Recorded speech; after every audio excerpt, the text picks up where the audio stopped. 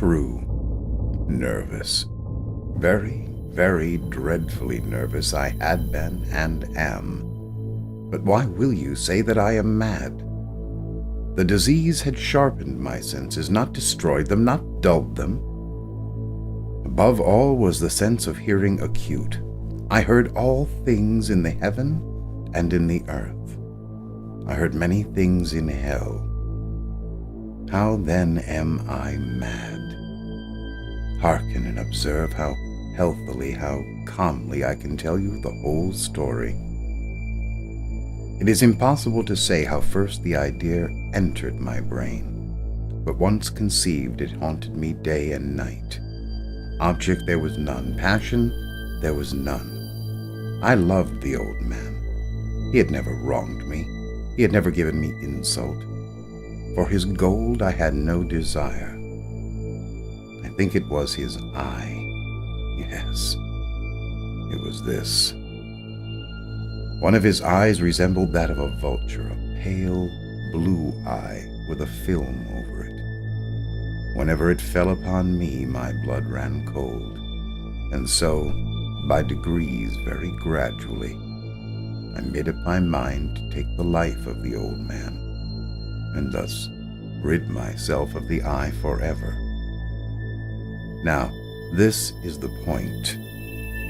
You fancy me mad. Mad men know nothing. But you should have seen me.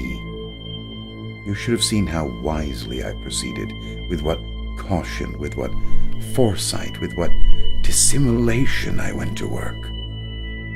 I was never kinder to the old man than during the week before I killed him, and every night about midnight I turned the latch of his door and opened it, oh, so gently.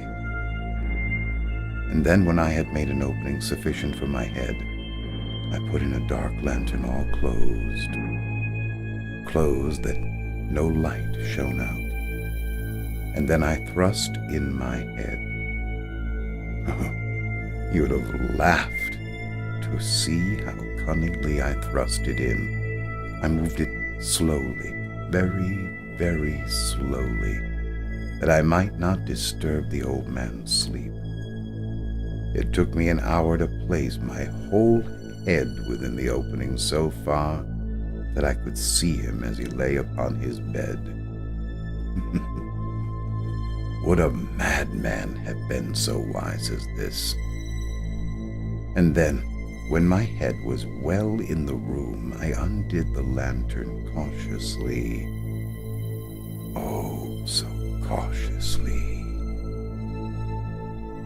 Cautiously, for the hinges creaked. I undid it just so much that a single thin ray fell upon the vulture eye. And this I did for 7 long nights, every night, just at midnight. But I always found the eye closed, and so it was impossible to do the work. For it was not the old man who vexed me, but his evil eye. And every morning when the day broke, I went boldly into the chamber and spoke courageously to him, calling him by name in a hearty tone and inquiring how he had passed the night. So you see, he would have to have been a very profound old man indeed to suspect that every night, just at 12, I looked upon him while he slept. Upon the 8th night, I was more than usually cautious in opening the door. A watch's minute hand moves more quickly than mine did. Never before that night had I felt the extent of my own powers, of my sagacity. I could scarcely contain my feelings of triumph to think that there I was, opening the door little by little, and he not even to dream of my secret deeds or thoughts. I fairly chuckled at the idea, and perhaps he heard me, for he moved on the bed suddenly as if startled. Now you may think that I drew back, but no. His room was as black as pitch with the thick darkness, for the shutters were closed, fastened, through fear of robbers. So I knew that he could not see the opening of the door, and I kept pushing it on steadily.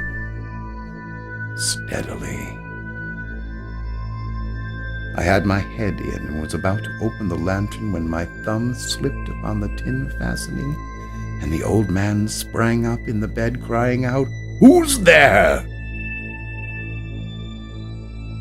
I kept quite still and said nothing.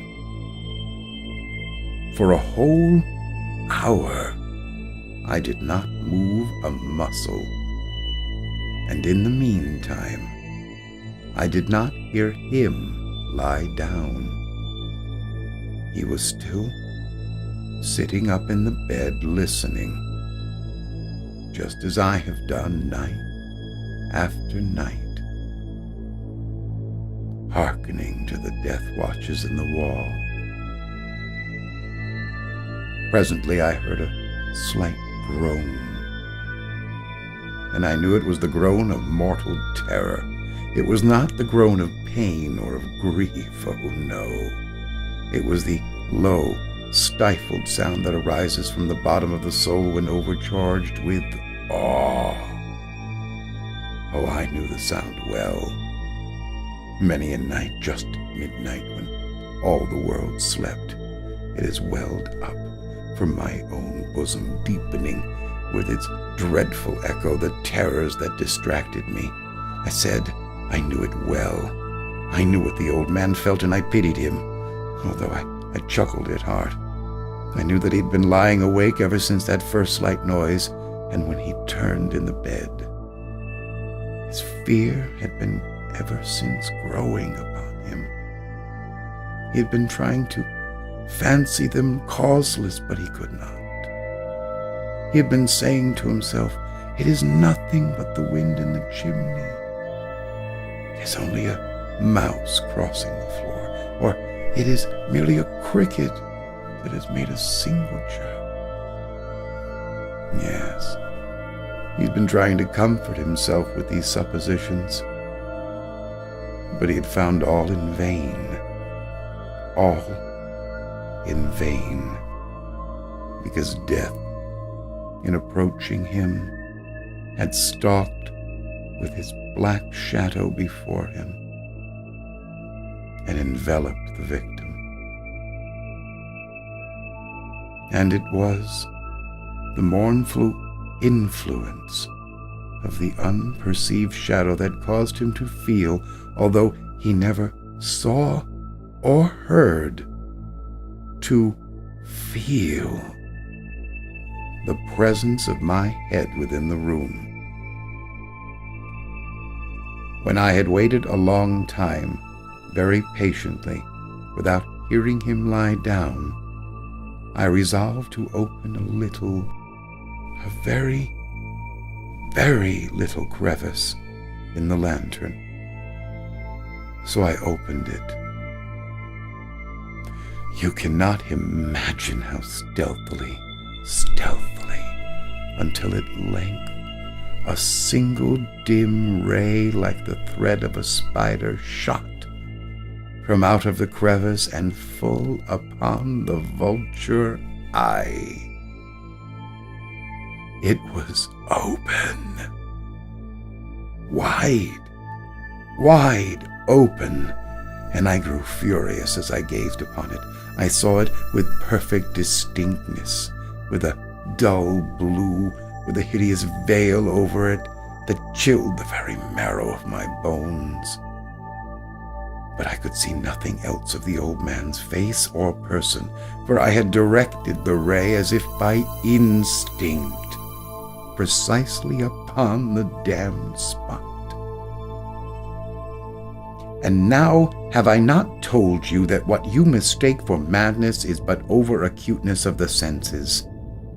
Now I say, there came to my ears a low, dull, quick sound, such as a watch makes when it enveloped in cotton. I knew that sound well, too. It was the beating of the old man's heart. It increased my fury, as the beating of a drum stimulates the soldier into courage. But even yet, I refrained and kept still. I scarcely breathed. I held the lantern motionless. I tried how steadily I could maintain the ray upon the eye. Meantime, the hellish tattoo of the heart increased. It grew quicker and quicker, louder and louder every instant. The old man's terror must have been extreme. It grew louder, I say louder, every moment. Do you mark me well? I have told you that I am nervous, so I am. And now, at the dread hour of the night, amid the dreadful silence of that old house, so strange a noise as this excited me to uncontrollable terror. And for some minutes longer I refrained and stood still, but the beating grew louder, louder. I thought the heart must burst. And now, a new anxiety seized me. The sound would be heard by a neighbor. The old man's hour had come. With a loud yell, I threw open the lantern and leaped into the room. He shrieked once, only once. In an instant, I dragged him to the floor, pulled him to the heavy bed, and pulled the bed over him. I then smiled gaily to find the deed so far done. But for many minutes, the heart beat on with a muffled sound. This, however, did not vex me. It would not be heard through the wall. At length, it ceased. The old man was dead. I removed the bed and examined the corpse. Yes, he was stone dead. I placed my hand upon the heart and held it there for many minutes. There was no pulsation. He was stone dead. His eye would trouble me no more.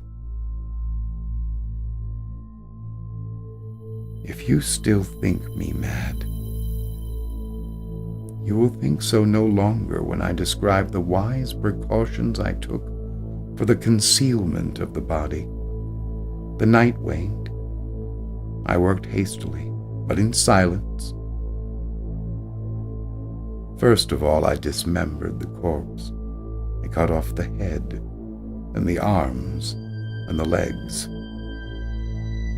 Then I took up 3 planks from the flooring of the chamber and deposited all between the scantlings.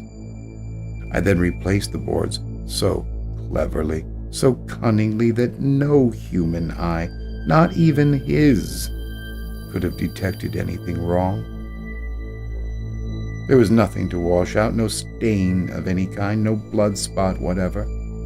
I had been too wary for that.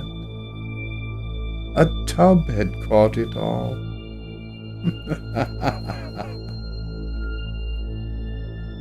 When I had made an end of these labors, it was 4 o'clock, still dark as midnight. As the bells sounded the hour, there came a knocking at the street door. I went down to open it with a light heart, for what had I to fear? There entered 3 men who introduced themselves with perfect suavity as officers of the police. A shriek had been heard by a neighbor during the night. Suspicion of foul play had been aroused.